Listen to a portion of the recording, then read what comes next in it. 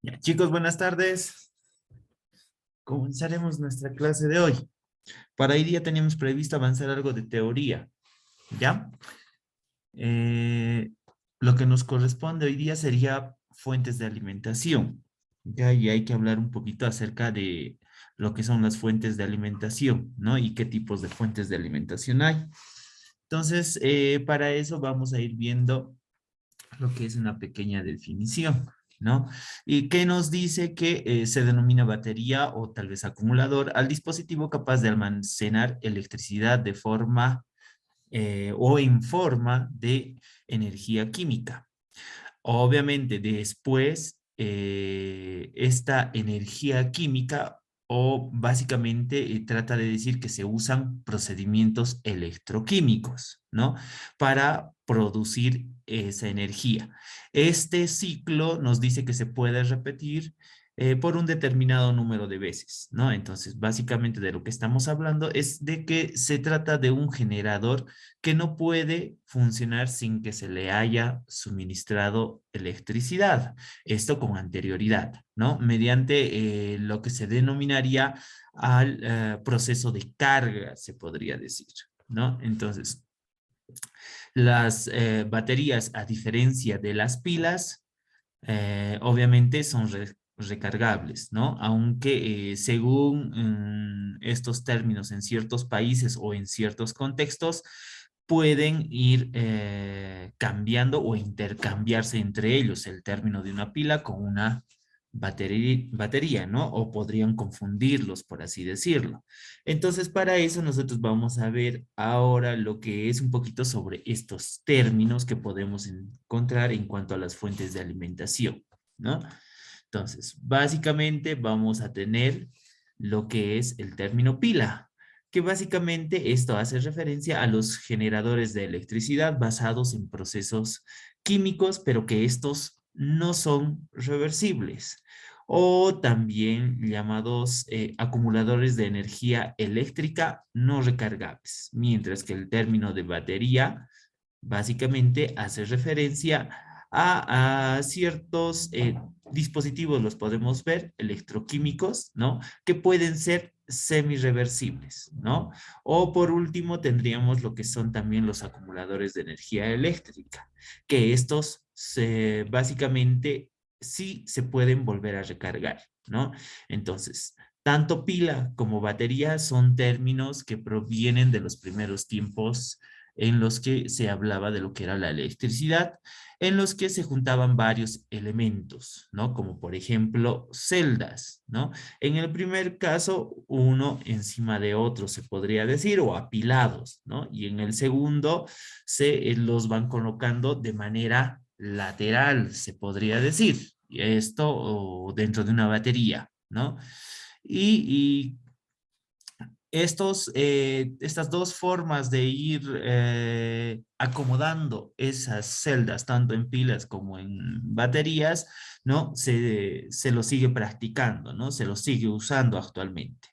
Entonces, básicamente, también podemos decir que el término de acumulador se aplica indistintamente a uno u otro tipo, así como, por ejemplo, a los capacitores eléctricos, ¿no?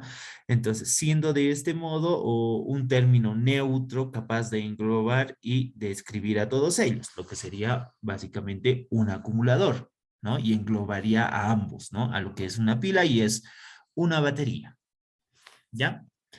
Y obviamente, como estamos hablando de estos términos en cuanto a lo que son las fuentes de alimentación, también tenemos que ver un poquito sobre los principios de funcionamiento que puedan llegar a tener estos, ¿no?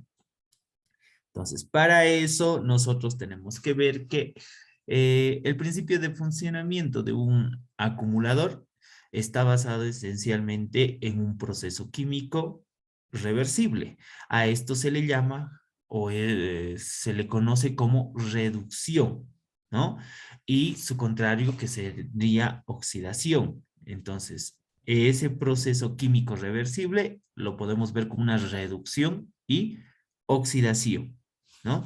En el cual uno de los componentes es el que se oxida. Eso quiere decir que pierde electrones, o electrones, ¿no?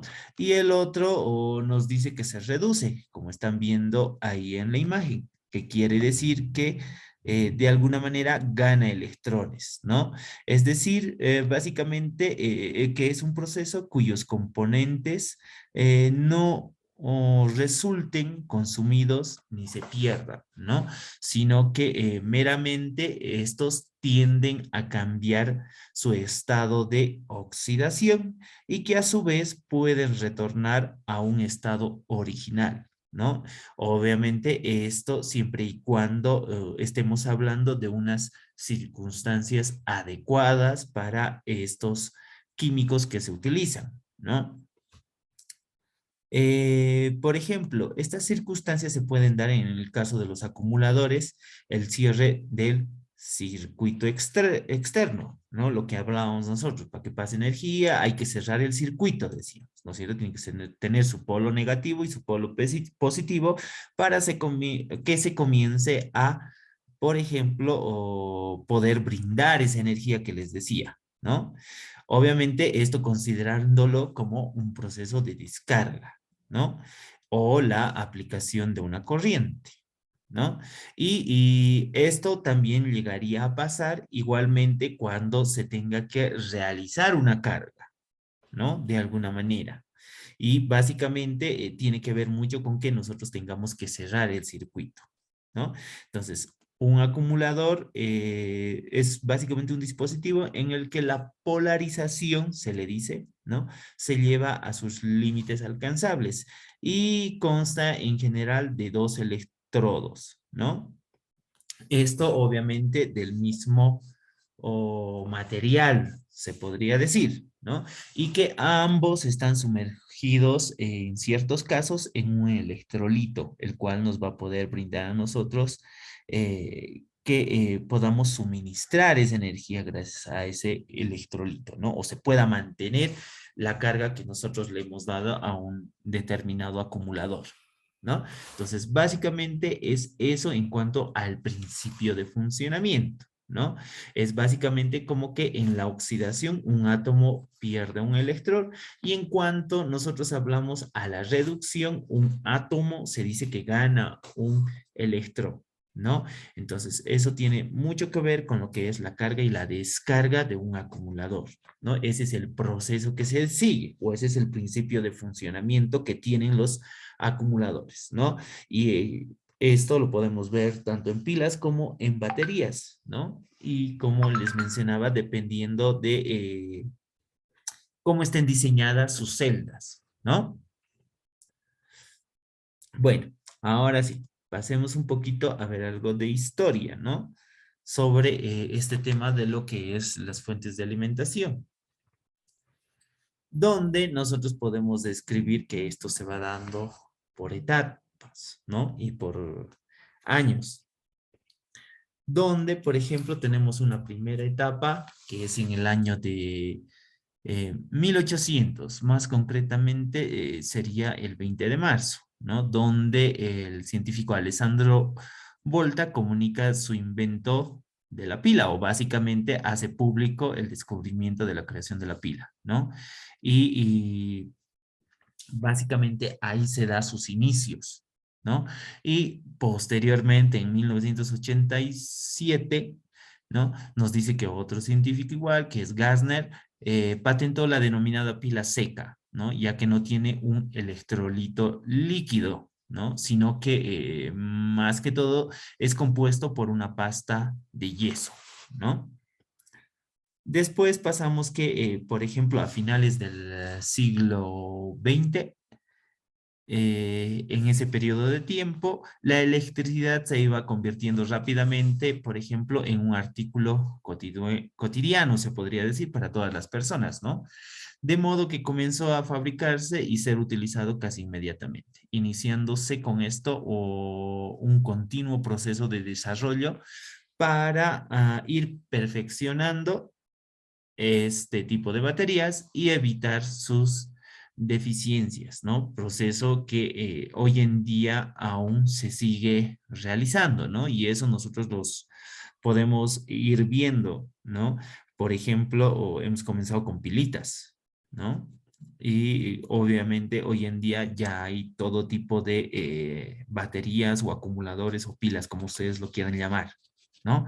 Y hasta estos componentes llegar a ser utilizados en los circuitos eléctricos, ¿no es cierto? Hasta en los mismos celulares, los relojes, los smartwatch, ¿no es cierto? Entonces, en todo eso siempre tiene que haber un tipo de batería especial, ¿no? De ahí que en 1955 se ha intentado encontrar una manera de aumentar esa vida útil de las pilas, ¿no? En este caso nos dice que se trataba de las pilas que estaban compuestas por dos químicos, que eran el zinc y el carbón, ¿no? En los cuales se trata de modificar los electrodos, ¿no? Llegando así a crear un nuevo invento que serían, por ejemplo, las pilas alcalinas, aunque su fabricación implicaba un mayor costo, ¿no? Y por último, en la década de 1980, un equipo de investigación de la empresa de Sony es la que finalmente llega a desarrollar lo que son las baterías de iones de litio, ¿no? Y que obviamente estas son recargables y más estables que las baterías de litio puro, ¿no? También comentarles que básicamente en 1996 se lanzó al mercado las baterías de mm, polímero de ion de litio, en la que su electrolito se aloja en un polímero sólido compuesto y sus electrodos y los separadores se laminan entre sí y que permiten envolturas flexibles. Pero todo esto de los electrolitos, su polímero sólido, todas esas cosas o los electrodos de los que les estoy hablando, tal vez no estamos entendiendo muy bien, pero más adelante lo vamos a describir un poquito mejor, ¿no? Para que se pueda entender. Entonces, de aquí en adelante, ese es un poquito de historia, ¿no? Para tener un poquito de conocimiento de qué es lo que ha pasado con las pilas, ¿no? Cuándo se ha iniciado, los cambios que ha ido, o algunos de los cambios que ha ido habiendo, ¿no? A lo largo de la historia. Y que obviamente hasta hoy en día se trata de ir mejorando ese tipo de acumuladores, los llamaremos mejor, ¿no? Para no confundirnos con pila y batería. Entonces, hasta hoy en día se va viendo que las baterías tengan mayor estabilidad a la hora de proporcionar energía eléctrica, ¿no? Y de ahí que nosotros ya conocemos, ¿no? Para eso que tenemos energía continua y energía alterna, ¿no? Por así decirlo. Y cabe ya eso de conocimiento de cada uno de ustedes, ¿no? Y qué tipo de energía, por ejemplo, manejan nuestros dispositivos electrónicos, ¿no? En su mayoría, ¿no? Ahora, vamos a ir viendo ciertos parámetros, ¿no? Que tiene que tener un acumulador como tal, ¿no? Ya sea una pila o ya sea una batería, ¿no? Entonces, básicamente hay que ir viendo, por ejemplo, uno de esos parámetros que componen a un acumulador es básicamente el voltaje, ¿no? Y que nos dice que básicamente la tensión o el potencial es el primer parámetro a considerar, ¿no? Ya que este determina si el acumulador nos va a servir para ciertas tareas, ¿no? ¿Para qué tareas nos puede servir? ¿No? O para qué tipos en qué tipos de circuitos nosotros los podemos utilizar, ¿no? Y por eso es que nosotros tenemos dispositivos de todo tipo de voltaje, ¿no? Hay dispositivos que funcionan con 5 voltios, hay dispositivos que funcionan con 12 voltios, o hay dispositivos que funcionan con 20 voltios, por ejemplo, o hay otros dispositivos que ya se van a lograr, ¿no? Que manejan, por ejemplo, o qué sé yo, arriba de 19 voltios, ¿no? O, por ejemplo, directamente los 110 voltios, ¿no? Puede ser, pero entonces el voltaje es un parámetro esencial de un acumulador, ¿no?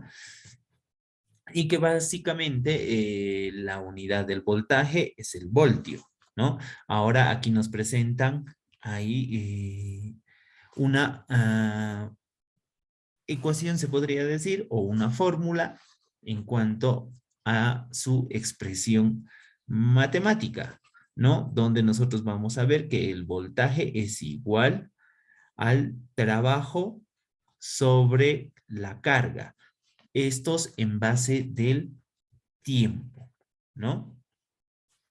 Eso es en cuanto a términos matemáticos, como se lo describe, ¿no? Y obviamente en algún momento, si nosotros nos interiorizáramos más en lo que es la electrónica, tendríamos que conocer esto, ¿no? Porque precisamente estas fórmulas van a ser las que nos vayan a ayudar en algunos casos para algunos ejercicios, ¿no? Pero eso en un caso extremo de que nos dedicamos a la electrónica más, ¿no? Otro parámetro del acumulador llegaría a ser lo que es la corriente. El voltaje y la corriente no es lo mismo, ¿no? Y que básicamente la corriente es la tasa de cambio neta de la carga, ¿no? Y que esta se mide en columbios, ¿no? Entonces, es básicamente el voltaje es como que el camino por donde va a pasar la corriente, ¿no? Y la corriente es la cantidad de energía que puede fluir, por así decirlo, por ese camino, ¿no? Que llegaría a ser el voltaje, ¿no? Y que básicamente es transferida a través de una sección transversal de un conductor, es lo que les decía, ¿no? Obviamente aquí nosotros cuando hablamos de un conductor estamos hablando, por ejemplo, de los cables de cobre, por ejemplo, que nos ayudan a transmitir esa corriente, esa energía, ¿no? Esa corriente de la que nosotros hablamos, ¿no? Y también tiene una expresión matemática, donde la corriente está representado por una I, ¿no? Y también podemos ver que esta está en base a la carga sobre lo que es el tiempo, ¿no? Obviamente en algunos motores de corriente continua nos dice que mientras mayor es la corriente, más torque se puede realizar. Cuando hablamos de torque, en algún momento ya hemos hablado de torque, creo que les he dicho que es básicamente la fuerza, ¿no? Que se pueda necesitar. Cuando decimos torque, estamos hablando de la fuerza, ¿no? O sea, más fuerza para que pueda liberar un determinado motor, ¿no? Otro parámetro también de un acumulador es la capacidad de carga que puede almacenar el elemento o la capacidad del acumulador, ¿no? Y esta se mide básicamente en amperios.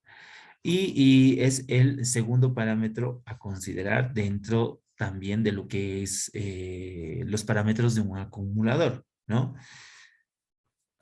Y básicamente esta está dado en amperios, ¿ya? Donde básicamente esto va a estar interpretado como una C, la capacidad de carga, que esto va a ser igual a lo que es la intensidad por el tiempo. Y esto nos va a dar un resultado haciendo ciertos cálculos o ciertas transformaciones en cuanto al tiempo, si está en horas o si está en segundos, ¿no? A la intensidad por el tiempo, ¿no? Pero esa traducción tendríamos que hacerla nosotros después, ¿no? Si está en horas o si está en segundos, ¿no?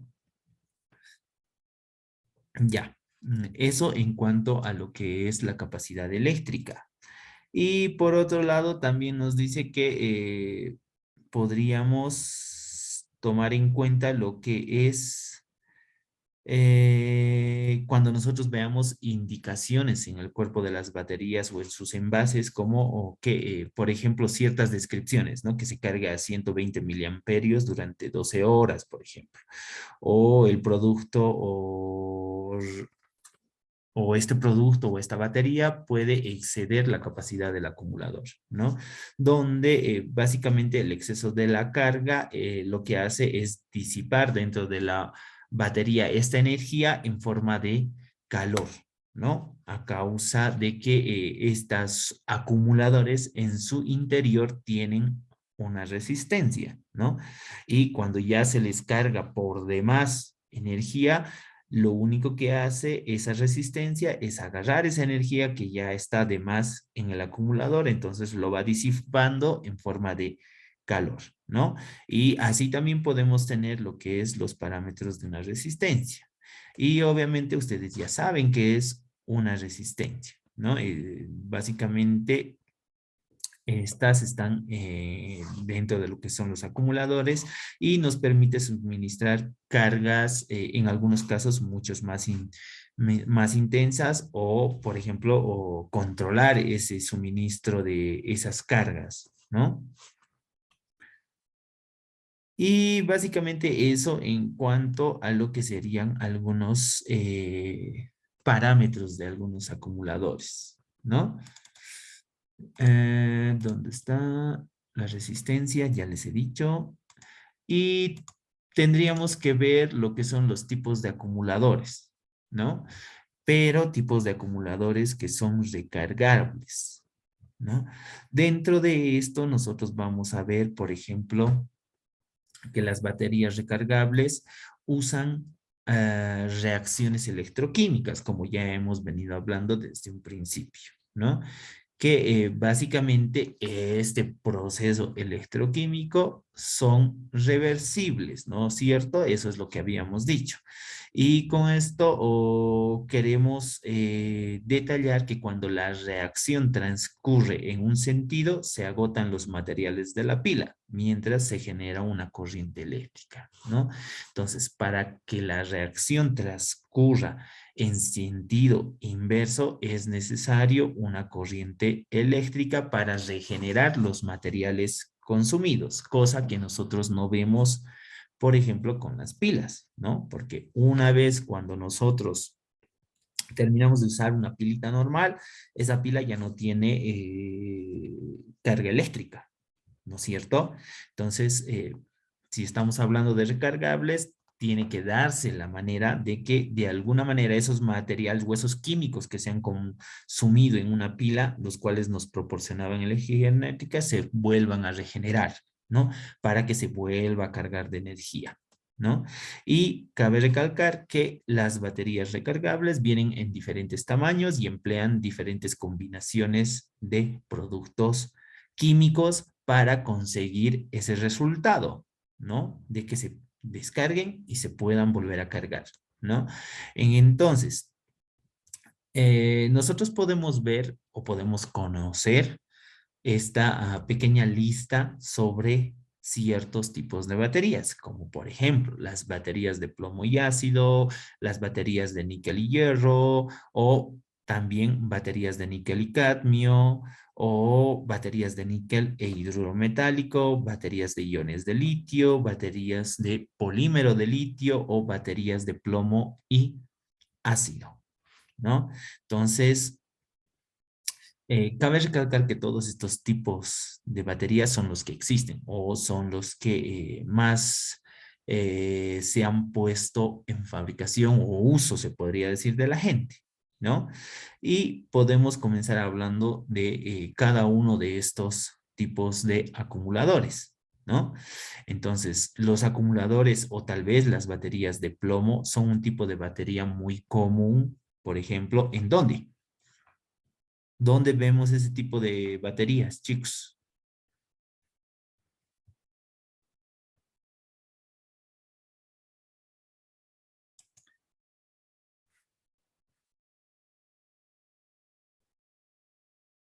¿Dónde vemos ese tipo de baterías?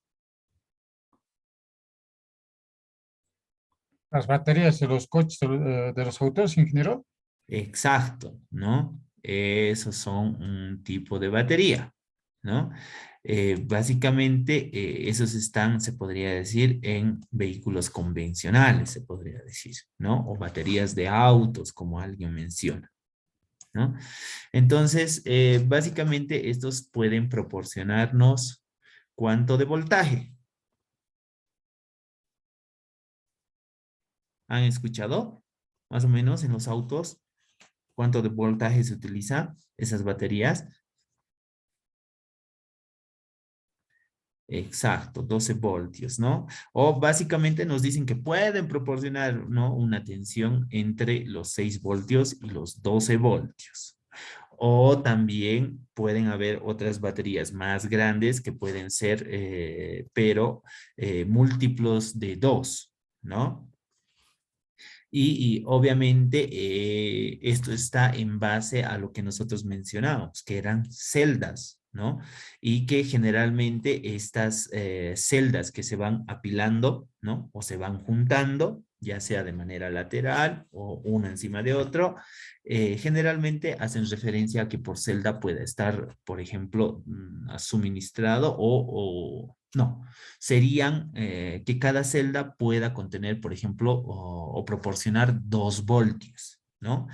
Entonces, básicamente se puede suministrar unas intensidades de corriente relativamente grandes, lo que obviamente hacen que este tipo de baterías sean ideales para los motores de arranque, por ejemplo, en los vehículos, ¿no? Y se dice que este tipo de batería compone de 2 juegos de placas de plomo, ¿no? Eso quiere decir positivas y negativas, y que obviamente estas están interpuestas alternadamente, separadas entre sí por un elemento que las protege o que funciona como aislante, se puede decir, ¿no? Y estas celdas se sumerge en un líquido, ¿no? A ese líquido se le llama electrolito y que básicamente es un compuesto de ácido sulfúrico diluido en agua destilada, ¿no? Y ese es el electrolito, por ejemplo, que le van renovando cada cierto tiempo a las baterías de los autos, ¿no? Entonces, por ejemplo, hay algunos que dicen que es recomendable que cada 1 o 2 meses se le vaya aumentando lo que es ese electrolito, ¿no? Para que las baterías puedan funcionar correctamente, ¿no? Como les he mencionado, básicamente es un conjunto que agrupa celdas, ¿no? Y que estos elementos tienen que ser independientes, ¿no? Y también se le puede conocer como vasos o básicamente que cada una de estas celdas puede llegar a proporcionar 2 voltios, ¿no? Y obviamente la suma de todos estos pueden hacer que nosotros alcancemos lo que es los 12 voltios, ¿no? Y cuando una celda está bien cargada, bueno, pues podrá arrojar esos 2 voltios que les digo por celda, ¿no?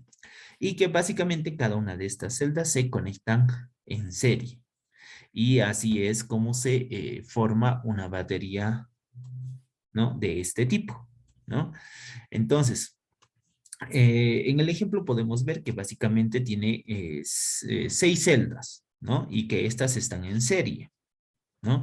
Y que nosotros, como dijimos, por celda hay 2 voltios, entonces llegaríamos a tener 12 voltios, ¿no? Y que cada una de estas está conectada en serie, ¿no? Y que en medio tienen un aislante, ¿no? Tienen un aislante para que cada una de ellas pueda ser individual, ¿no? Y también dijimos que tenía dos polos, ¿no? El polo positivo y el polo negativo, ¿no? Obviamente, cuando nosotros cerramos ese circuito, nosotros tenemos el suministro de energía, el cual habíamos mencionado, ¿no? Entonces, es básicamente, ¿no? Esa la estructura, por ejemplo, de una batería. Pero acuérdense que esto está basado o en químicos como el plomo y el ácido, ¿no? Ahora, algunas ventajas que nos proporcionan de este tipo de baterías es, por ejemplo, que son fáciles de fabricar, tienen una tecnología fiable y obviamente esta tecnología es conocida, ¿no? Algunas desventajas, que básicamente este tipo de baterías no admiten sobrecargas ni descargas profundas, ¿no? Ya que puede dañar los componentes con los cuales están desarrollados, ¿no? O que básicamente arruinamos la vida útil de cada una de estas baterías, si las descargamos por completo o si las sobrecargamos demasiado, ¿no? Y que obviamente otra desventaja de esto es que están, o su contenido es de plomo y ácido, y generalmente todo lo que está basado en plomo y ácido ¿Por qué es una desventaja? Porque obviamente estos materiales dañan el medio ambiente, ¿no? Y básicamente esas serían sus principales desventajas, por así decirlo, en cuanto a este tipo de baterías, ¿no? Y que la forma o el sector donde nosotros vamos a ver que más se utilizan este tipo de baterías es básicamente en automóviles, ¿no? O motocicletas, ¿no? O cualquier otro eh, vehículo de transporte, se podría decir, ¿no? O tal vez posiblemente para qué sé yo, para bombas de agua, por ejemplo, ¿no? Esos motores necesitan igual de energía eléctrica, ¿no? Porque obviamente tienen un motor de arranque y demás, ¿no? Entonces también se puede utilizar ahí estas bombas, digo, este tipo de baterías, ¿no? O tal vez en algunos equipos médicos, ¿no? O equipos informáticos, pero que puedan llegar a necesitar esa capacidad de voltaje, ¿no? O posiblemente hasta en equipos de seguridad, ¿no? Es que nosotros los podemos utilizar. Ya, bueno, esa es una, ¿no? Las baterías de plomo y ácido. Ahora, por otro lado, vamos a tener las baterías de níquel y hierro, ¿no? Básicamente las baterías de hierro y níquel se las puede llamar también como o baterías de ferroníquel. Y que básicamente estas han sido desarrolladas por, más en profundidad por Thomas Alva Edison, ¿no? Y que básicamente su composición o sus componentes, se podría decir, es que básicamente estas tienen un cátodo que está compuesto por hileras de finos tubos que están formados por láminas enrolladas, ¿no? Estas láminas son de acero niquelado y estos tubos están rellenos de, por ejemplo, el químico o hidróxido de níquel, ¿no? O también nos dice que está compuesto por oxihidróxido de níquel, también, ¿no? Es el otro químico más, ¿no? Y por el lado eso en cuanto al cátodo, ¿no? A la parte negativa se podría decir. Y el ánodo, la parte positiva, nos dice que estaba compuesto por cajas que estaban perforadas y delgadas, que también eran de acero niquelado, que contienen un polvo de óxido ferroso, ¿no? Entonces, estas básicamente son las baterías de níquel y hierro. Y si se fijan, este tipo de baterías, por así decirlo, eh, por ponerle una ventaja o desventaja, por así decirlo, con, por ejemplo, las baterías de plomo y ácido, es una de las grandes diferencias es la velocidad de carga, ¿no? Y que de alguna manera este tipo de baterías también son más livianas, ¿no? Y también tienen una vida larga, se podría decir, ¿no? Y también este tipo de baterías eh, ha habido algunos vehículos que han llegado a funcionar con este tipo de baterías, ¿no? O también se ha visto la manera de que este tipo de baterías puedan funcionar, por ejemplo, en coches eléctricos, ¿no? Y algunas ventajas de este tipo de batería es que no es contaminante, no tiene metales, por así decirlo, pesados, ¿no? Y obviamente dice que igual no son tan, se podría decir de alguna manera que este tipo de baterías también pueden llegar a ser reciclables, ¿no? Ya que el compuesto químico que tienen en su interior se pueden o nos dicen que se pueden usar en aplicaciones agrícolas, ¿no? Ya, básicamente eso en cuanto a este tipo de baterías de níquel y hierro, ¿no? Y nos dice que tiene un grado de funcionamiento también.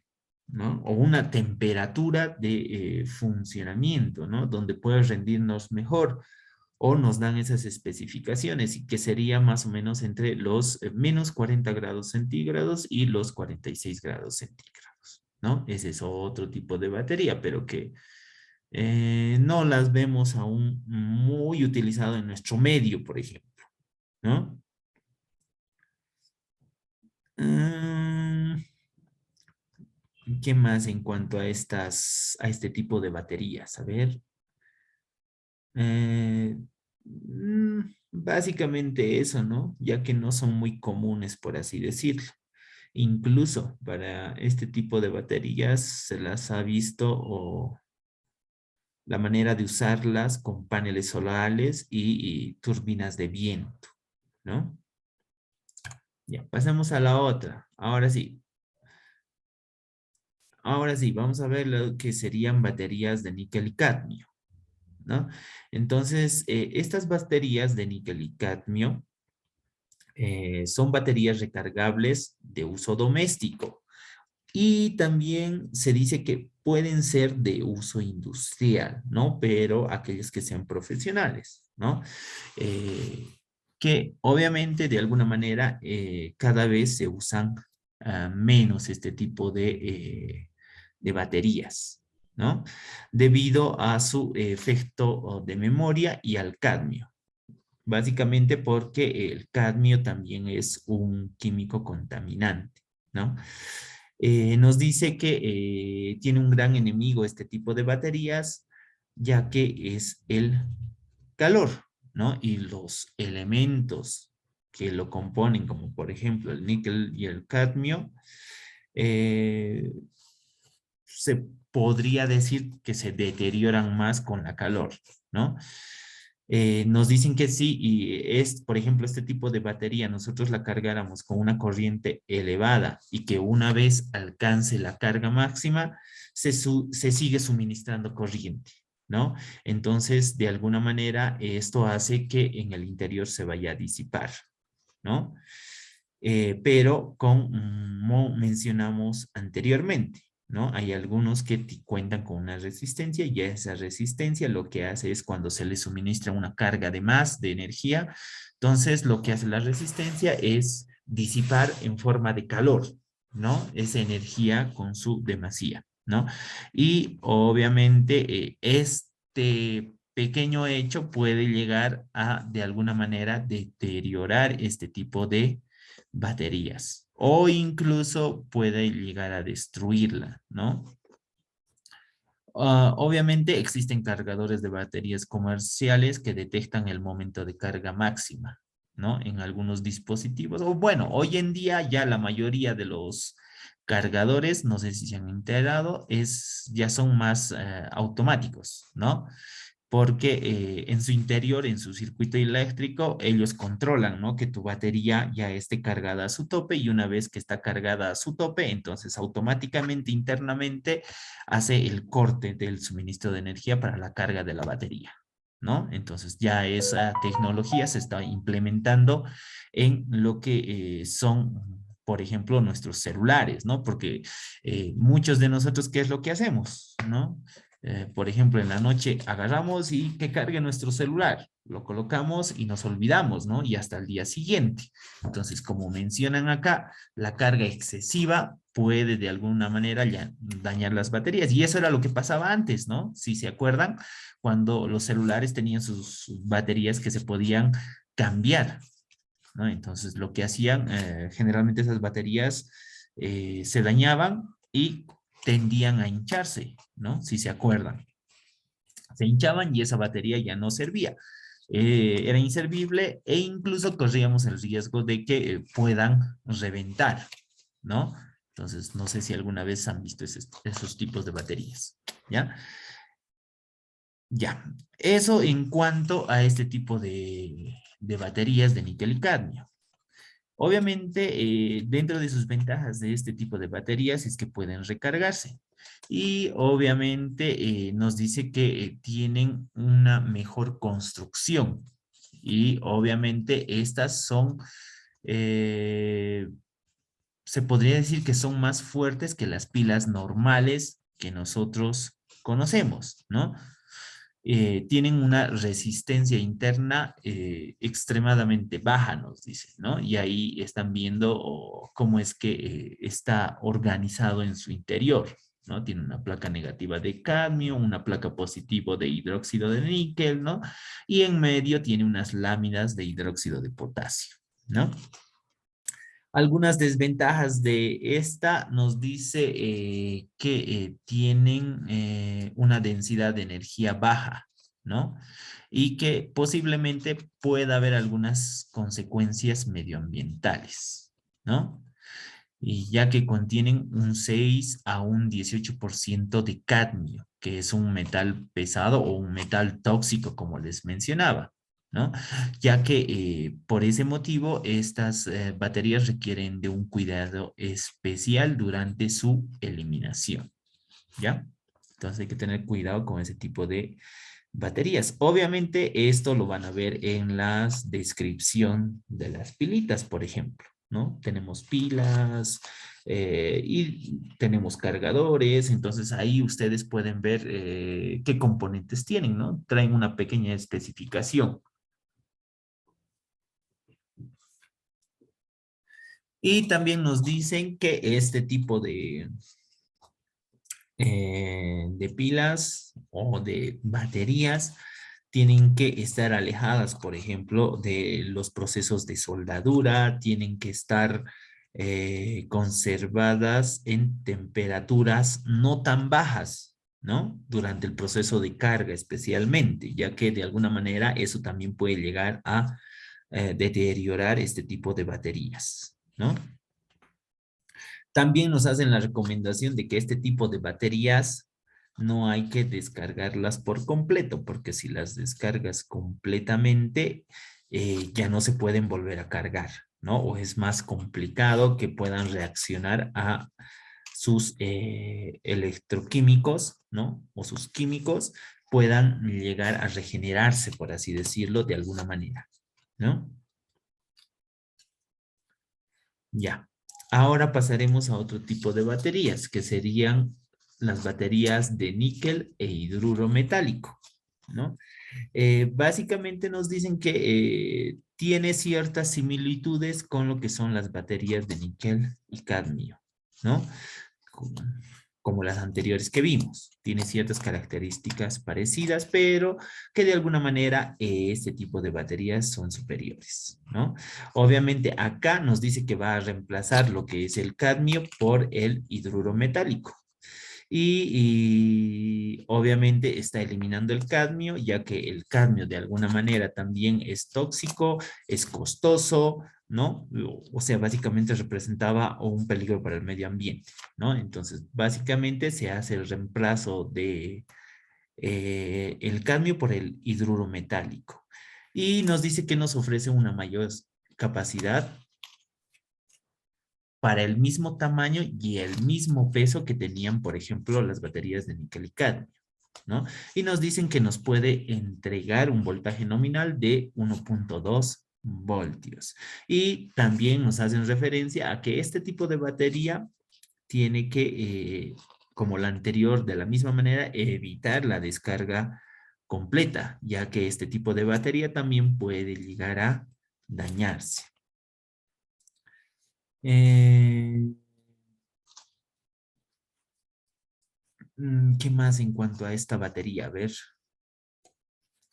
Ah, no, solo eso en cuanto a esta batería, ya que tiene las mismas características que las baterías de níquel cadmio, ¿no? Solo con la única diferencia de que reemplaza el cadmio por el hidruro metálico, ¿no? También nos dicen que no tienen que estar expuestas a un frío extremo, ¿no? Ya que eso generaría que se pueda reducir la potencia que ésta nos entrega, ¿no? Eso en cuanto a este tipo de baterías. Igual, como les muestro ahí en la imagen, ustedes ya pueden ver si esta pila es de níquel o cadmio, níquel o hidruro metálico, ¿no? Ahí están en sus abreviaciones incluso, los componentes químicos que traen las pilitas, ¿no? Y ahora vamos a ver las baterías de iones del litio, ¿no? Básicamente, esta batería está diseñado para almacenamiento de energía eléctrica que emplea como electrolito una sal de litio que procura que esos iones sean necesarios para la reacción electroquímica reversible que tiene lugar, obviamente, o como siempre, entre lo que es el ánodo y el cátodo, ¿no? Entonces, nos dice que utiliza un ánodo de grafito y un cátodo de óxido de cobalto, ¿no? O también puede llegar a utilizar óxido de manganeso, ¿no? Obviamente todos estos son químicos, ¿no? Que en algún momento nosotros hemos llegado a conocer, ¿no? Especialmente en colegio, ¿no? Cuando hacían los laboratorios de química, por ejemplo. Entonces, básicamente, este tipo de baterías no admiten descargas, ¿no? Y sufren mucho cuando estas eh, tienen en su interior también una circuitería acoplada para conocer el estado de la batería y evitar la carga excesiva o también para evitar o regular la carga completa sería, ¿no? Entonces, obviamente, este tipo de baterías dice que nos proporcionan un circuito interno con el cual nosotros podemos verificar qué cantidad de carga puede llegar a tener y nos dice que su uso se ha popularizado en aparatos como, por ejemplo, teléfonos móviles, ¿no? Es en donde más se ha puesto en funcionamiento este tipo de baterías de iones de litio, ¿no? Teléfonos móviles, ordenadores o portátiles, ¿no? Entonces, más que todo, ahí es donde ha ido orientado lo que son las baterías de iones de litio, ¿no? En cuanto a sus ventajas, nos dicen que pueden cargarse sin necesidad de estar descargadas completamente, ¿no? Obviamente eso no genera que se reduzca, por ejemplo, su vida útil, sino tranquilamente está a mitad de carga, tú las puedes volver a cargar sin ningún problema, ¿no? Después, en cuanto a alguna desventaja que pueda tener este tipo de baterías, nos dice que no admiten o no permiten bien los cambios drásticos de temperatura, ¿no? Entonces, esto puede generar que se dañen este tipo de baterías, ¿no? Y que también de alguna manera, como las anteriores, estas igual no permiten o no es recomendable que tengan descargas completas, ¿no? Ya que obviamente esas descargas completas o estar sin energía, sin carga, entonces hace que sus componentes internos también se dañen, ¿no? Y dentro de esto nosotros podemos ver que este tipo de baterías pueden proporcionarnos, por ejemplo, cargas entre los 4.2 voltios a los 4.3 voltios en algunos casos, ¿no? En otros casos puede haber este tipo de baterías, por ejemplo, que nos puedan suministrar entre 3.6 voltios y 3.7 voltios o entre los 2.65 voltios y los 2.75 voltios. Esto, pero dependiendo de su fabricante, ¿no? Y, por ejemplo, acá estamos viendo en esta imagencita, ¿no? Por ejemplo, esta batería es de 3.7 voltios, ¿no? Entonces, y así, este tipo de baterías hay en todo tamañito, ¿no? Las de 2.65 son bien pequeñitas, ¿no? Y que nosotros esas baterías, por ejemplo, podemos usarlas para, por ejemplo, suministrar algún circuito, ¿no? Que nosotros queramos hacer, ¿no? En vez de estar conectando a la corriente eléctrica, ¿no? A algún dispositivo. Por ejemplo, nosotros, ¿qué podríamos hacer con estas baterías, no? Podemos programar algo en Arduino, por ejemplo, para hacer un tester de pilas, ¿no? O sea, que nos diga cuánto de carga tiene una pila, ¿no? Entonces lo podemos poner en una cajita, poner los positivos, negativos de dos cablecitos para poder luego medirlo, ¿no? Y podemos armar algo, ¿no? Y hacer que estas baterías funcionen, ¿no? Con Arduino más, programar algo para hacer el testeo del voltaje de las pilas, por ejemplo, ¿no? Ahora sí, pasemos a otro que serían las baterías de polímero de litio, o otras también que están basadas en lo que es el litio, ¿no? Y que nos dice que básicamente estas son una variación de las anteriores baterías que vimos, que eran las de iones de litio, ¿no?